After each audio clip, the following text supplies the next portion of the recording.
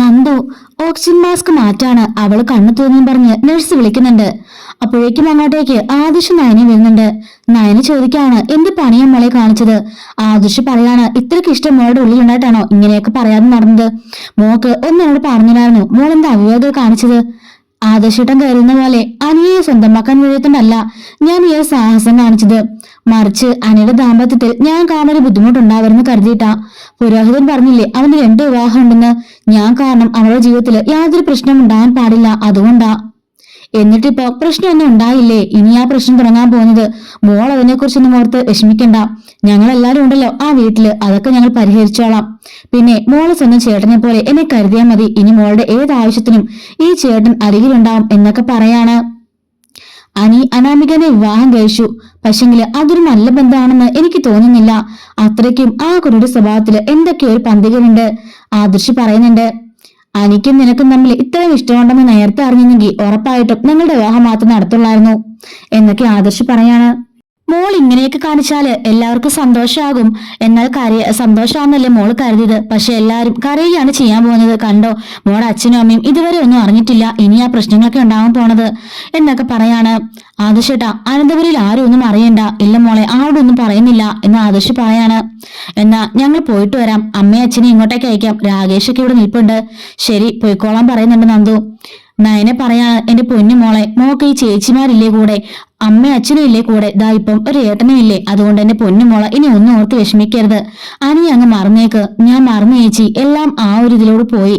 ഇപ്പൊ ഇതെന്റെ പുതിയൊരു ജന്മ എന്ന് നന്ദു പറയുന്നുണ്ട്. അങ്ങനെ നയനയും ആദർശം കൂടിയിട്ട് ഹോസ്പിറ്റലിൽ നിന്നും അനന്തപുരിയിലേക്ക് പോവാണ്, ഓഡിറ്റോറിയത്തിലേക്ക് പോവാണ്. ഈ സമയം ദേവ്യാനി ഫോൺ ചെയ്യുന്ന നോക്കാണ്. പക്ഷെ ആദർശിനെ കോൾ ചെയ്തിട്ടൊന്നും കിട്ടുന്നില്ല.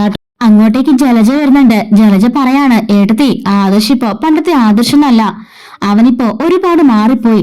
അവനിപ്പോ അവളുടെ സാരത്തുമ്പില. അവൾ എന്ത് പറഞ്ഞാലും അവൻ വിശ്വസിച്ചോളും. അല്ല എന്ത് പറഞ്ഞായിരിക്കും അവൾ അവനെയും കൂട്ടി പോയത്. ആർക്കറിയാം, എന്തെങ്കിലും കള്ളത്തരം കാണിച്ച് പോയതായിരിക്കും. എന്റെ പൊന്നേച്ചി ഇങ്ങനെയൊക്കെ ഒരാൾ ചെയ്യുവോ. എങ്കിലും ആ കുട്ടിയുടെ വിവാഹത്തിന് അന്ന് തന്നെ അവളുടെ താലിയൊക്കെ പോയി അഴിച്ചു വെക്കാന്ന് പറഞ്ഞാ അവൾ എന്തൊരു ദുഷ്ടത്തിയല്ലേ. ശരിയാ, ഞാനത് ഓർക്കായിരുന്നു. ഞാൻ തന്നെ പോയി അങ്ങ് കെട്ടിയാ മതിയായിരുന്നു. അവൻ മൂർക്ക് കെട്ടിയതായിരിക്കുന്നേ. അവൾ ഉണ്ടാവുക അഴിച്ചു വെച്ചതാ, മനഃപൂർവ്വം ചെയ്തതാ. ഈ സമയത്ത് അവിടെ നിന്നാല് എല്ലാവരും കൂടി അവളായിട്ട് പൊതിക്കുന്ന അവൾക്കറിയാം. അതാ മനഃപൂർവ്വമായിട്ട് അവളെ കൊണ്ട് അവളങ്ങ് മുങ്ങി, അവനെ കൊണ്ട് അവളങ്ങ് മുങ്ങി എന്ന് പറയുന്നുണ്ട്. ഈ സമയത്ത് അനാമികയും അനിയും അതുപോലെ തന്നെ അമ്മയും കൊണ്ട് നിൽക്കാതിരിക്കും. ഫോട്ടോ എടുക്കുമ്പോൾ അനി പറയണം മതി മതി കുറേയായി നിർത്തിയേക്കെന്ന് പറയാണ്. അങ്ങനെ ഫോട്ടോ എടുക്കുന്ന ആൾ പോയി കഴിയുമ്പോഴേക്കും എന്താടാ നിന്റെ മുഖത്തൊരു വിഷമം എന്നൊക്കെ പറയാണ്. എനിക്കെന്താ വിഷമം, എനിക്കൊരു വിഷമമില്ല. എങ്കിലും അവള് കാണിച്ചത് കുറെ കടന്ന കൈയായിപ്പോയി. താലികൾ അഴിച്ചിട്ടില്ലേ എന്ന് പറയുന്നുണ്ട്. ഏട്ടത്തി അങ്ങനൊന്നും ചെയ്യില്ല.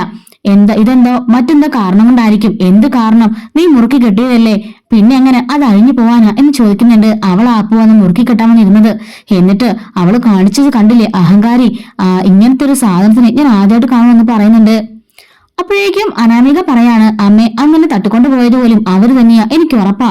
അന്നെ കൊണ്ടുപോയി തട്ടിക്കൊണ്ടു പോയതിനു ശേഷം ചേച്ചിയും അനിയത്തിയും എത്ര പെട്ടെന്ന് അങ്ങോട്ടേക്ക് വന്ന് എല്ലാവരും അടിച്ചൊതുക്കുന്നതിലൊക്കെ അഭിനയിച്ച് എന്നെ കൊണ്ട് വീട്ടിൽ വിട്ടു. അവരുടെയൊക്കെ ഉദ്ദേശം വേറെയായിരുന്നു. ആ നന്ദുവിന്റെ കൂട്ടുകാരായിരുന്നു അതെല്ലാം. അങ്ങനെ എന്നെ അവിടെ തളച്ചിട്ട് അവനെ വിവാഹം കഴിക്കാനുള്ള മോഹമായിരുന്നു. അനി പറയാണ് ഓഹോ നിന്നെ അപ്പൊ കൊണ്ടുപോകുന്ന രക്ഷിച്ചതാണോ അവർ ചെയ്ത് തെറ്റ്.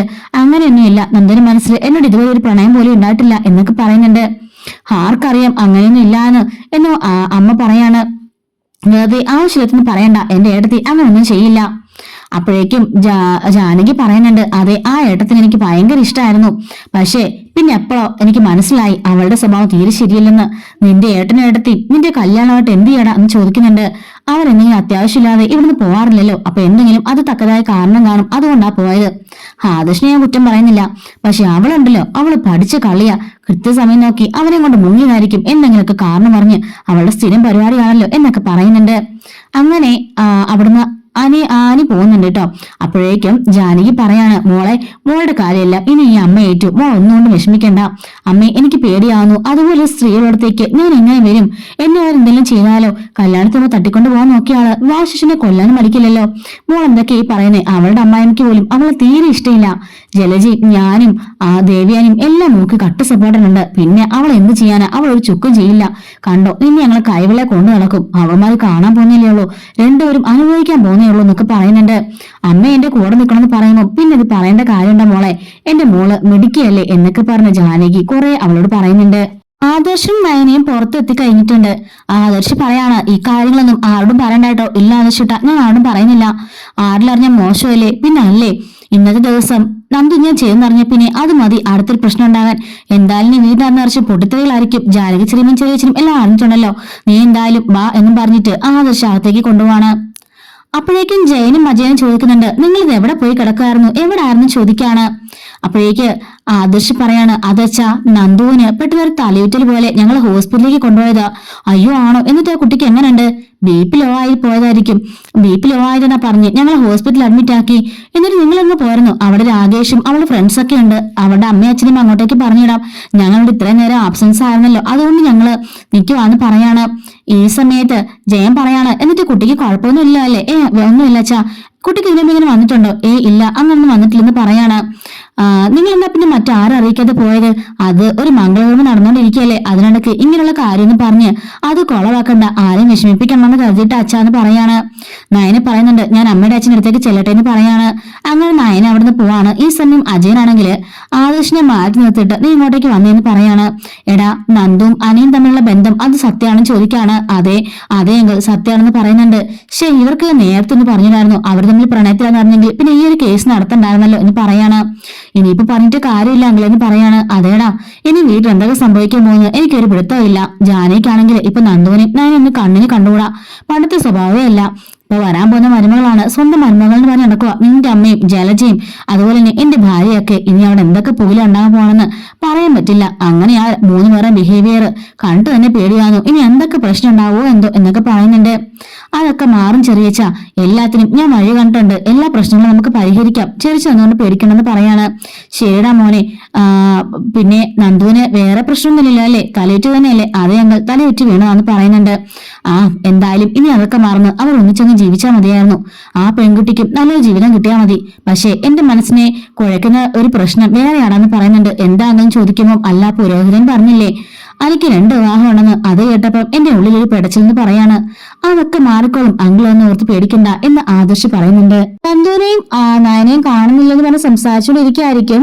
അവളും അതായത് കനകവും നബിയും കൂടെ കൂടിയിട്ട് അപ്പോഴായിരിക്കും അങ്ങോട്ടേക്ക് നയന വരുന്നത്. നയന വന്നിട്ട് ചോദിക്കുകയാണ്, മോളെ നിങ്ങൾ എവിടെ പോയത്? നന്ദുട്ടിന് എവിടെയും ചോദിക്കുന്നുണ്ട്.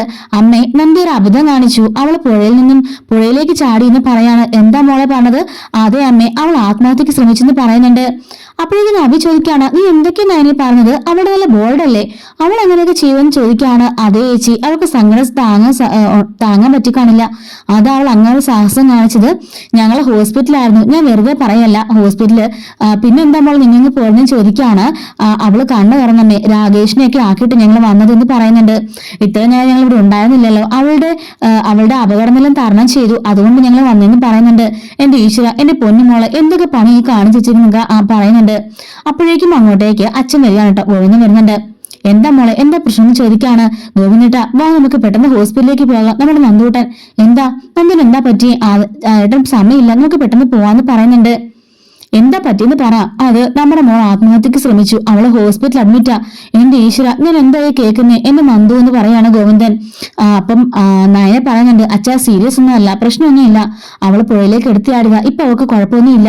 അപകടം തന്നെ തരണം ചെയ്തു, അതുകൊണ്ടല്ലേ ഞാനിങ്ങ് പോന്നേ, അല്ല ഞാൻ വരുമായിരുന്നോ? ആദർശിനും ഞാനും ഇത്രയും നേരം ഉണ്ടായിരുന്നു പറയാണ്. നബി പറയാണ്, എങ്കിൽ ഞാനും കൂടെ വരാം. വേണ്ട ചേച്ചി പോവണ്ട. ഇത്രയും നേരം ഞാനില്ലാത്തതിന് എല്ലാവർക്കും സംശയമായിട്ടുണ്ട്. ഇനി ഞാൻ ചേച്ചിയും കൂടെ മാറിയാല് അത് വലിയ സംശയമാകും. അതുകൊണ്ട് ഇപ്പൊ നമുക്ക് അങ്ങോട്ടൊന്നും പോവണ്ട, അമ്മയും അച്ഛനും പോട്ടെ എന്ന് പറയുന്നുണ്ട്. പിന്നെ ഈ കാര്യം മറ്റാരും അറിയണ്ടെന്ന് നബിയോട് നയനെ പറയുന്നുണ്ട്. അങ്ങനെ ഗോവിന്ദനും കനവും കൂടെ കൂടിയിട്ട് ഹോസ്പിറ്റലിലേക്ക് പോവാണ് കേട്ടോ. അനാമികയുടെ സ്വർണ്ണമൊക്കെ നോക്കായിരിക്കും ദേവയാനി. അപ്പോഴേക്കും അവള് പറയുന്നുണ്ട്, ഒന്നും നോക്കണ്ട ഏട്ടത്തി, അതൊക്കെ സ്വർണ്ണം തന്നെയാ. സ്വർണ്ണമാണെന്നൊക്കെ എനിക്കറിയാം, നമ്മൾ സെലക്ട് ചെയ്ത ഫാഷൻ അല്ലേ, അതുകൊണ്ട് ഞാൻ നോക്കിയതാ അതിന്റെ ഭംഗി കാണാൻ വേണ്ടിയിട്ട്. പൊന്നുകൂടത്തിന് എന്തിനാ പൊട്ടെന്ന് പറയാണ് ദേവയാനി. അനാമിക മോള് തന്നെ ഒരു തങ്ങ് കട്ടിയില്ലെന്ന് പറയുന്നുണ്ട്. അപ്പോഴേക്കും രേവതി പറയാണ്, സ്വർണത്തിന്റെ വിലയൊന്നും ഞങ്ങൾ നോക്കിയില്ല, ഒറ്റ മോളല്ലേ ഉള്ളൂ, ഇത് കുറഞ്ഞു പോയാൽ ഞങ്ങളുടെ അഭിപ്രായം. പിന്നെ ഇനിയും ചടങ്ങ് ഒരുപാടുണ്ടല്ലോ, അതിനൊക്കെ ആവാം എന്ന് പറയുന്നുണ്ട്. അതൊന്നും ഞങ്ങൾക്കൊരു വിഷയമേ അല്ല. ഞങ്ങൾക്കുണ്ട് 2 മരുമക്കളുടെ അമ്മയും അച്ഛനും അവര് വരുന്നത് വെറും ആപ്പിൾ ഓറഞ്ചും ഒക്കെ ആയിട്ട് മാത്രമാ. അങ്ങനെ കുറെ എണ്ണങ്ങള് വെറും 10 പവൻ കൊടുത്താ 2 മക്കളാണ് പിടിച്ചു വിട്ടത്, അതും ഞങ്ങളുടെ ചെലവില് എന്ന് പറയുന്നുണ്ട്. അപ്പോഴേക്കും അങ്ങോട്ടേക്ക് നയന വരുന്നുണ്ട്. നയനോട് ചോദിക്കാണ് ദേവയാനി, നീ എവിടെ പോയിരുന്നായിരുന്നു എന്ന്. നയന പറയുന്നുണ്ട്, നന്ദനൊരു തലചുറ്റല് പോലെ അവളെ കൊണ്ട് ഹോസ്പിറ്റലിലേക്ക് പോയതെന്ന് പറയാണ്. അത് നീ പോയാ പോലെ എന്തിനാ ആദർശിനെ കൊണ്ടുപോയത്? ഞാൻ പറഞ്ഞു അമ്മയെ വരണ്ടെന്ന്, ആദർശോട് നിർബന്ധിച്ച് എന്റെ കൂടെ വരികയായിരുന്നു. അപ്പോഴേക്കും ജാനകി മനസ്സിൽ കരുതാണ്, ഇത്രയും വലിയ സൗഭാഗ്യം അനാമിക്ക് കിട്ടിയപ്പം അവൾക്ക് സഹിച്ചു കാണില്ല, അവളുടെ പ്രതീക്ഷകളെല്ലാം അസ്തമിച്ചല്ലോ, അതുകൊണ്ട് ബോധം കിട്ട് പോയതായിരിക്കും എന്നാലേക്കാണ്.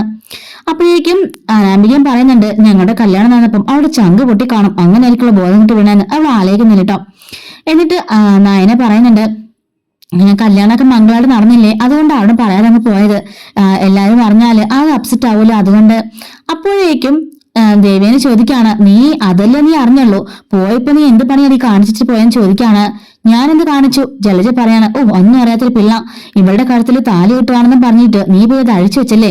എന്തൊക്കെ അപ്പച്ചി പറഞ്ഞത്? അതേടി വലം വെക്കാൻ നേരം ഇവിടെ താലി കഴിഞ്ഞ് തറയി വീണു, അതിന് കാരണക്കാരി നീ ഒറ്റ എടുത്തിയാ, ഞാൻ അങ്ങനൊന്നും ചെയ്തിട്ടില്ലെന്ന് പറയാണ്. അപ്പോഴേക്കും രേവതി പറയുന്നുണ്ട്, പിന്നെ എങ്ങനെ അഴിഞ്ഞ് താഴെ വീണേ എന്ന് ദേഷ്യപ്പെട്ട് ചോദിക്കാണ്. അതെനിക്കറിയില്ല, ഞാൻ മുറുക്കി തന്നെയാ കിട്ടിയത്, അങ്ങനൊന്നും അഴിഞ്ഞു വീണാല് ഭാഗ്യം പോകുന്നു ഞാൻ വിശ്വസിക്കുന്നില്ല, അത് മാത്രമല്ല ഞാൻ അങ്ങനെ തെറ്റ് ചെയ്തിട്ടില്ലെന്ന് പറഞ്ഞ് ദേഷ്യപ്പെടുന്നുണ്ട്. നീ എന്താടി തിരിച്ചു ചൂടാവുന്നതെന്ന് ജാനകി ചോദിക്കുമ്പോൾ, ചൂടാവേണ്ട അടുത്ത് ഞാൻ ചൂടാവുക തന്നെ ചെയ്യും, എന്നെ ആവശ്യമില്ലാതെ കുറ്റപ്പെടുത്തിയാൽ നീ തിരിച്ചു പറയുക തന്നെ ചെയ്യും എന്ന് പറഞ്ഞിട്ട് പോകുന്നുണ്ട്. രേവതി ചോദിക്കാണ്, ആള് ഭയങ്കര സാമ്പത്തികാരിയല്ലേ?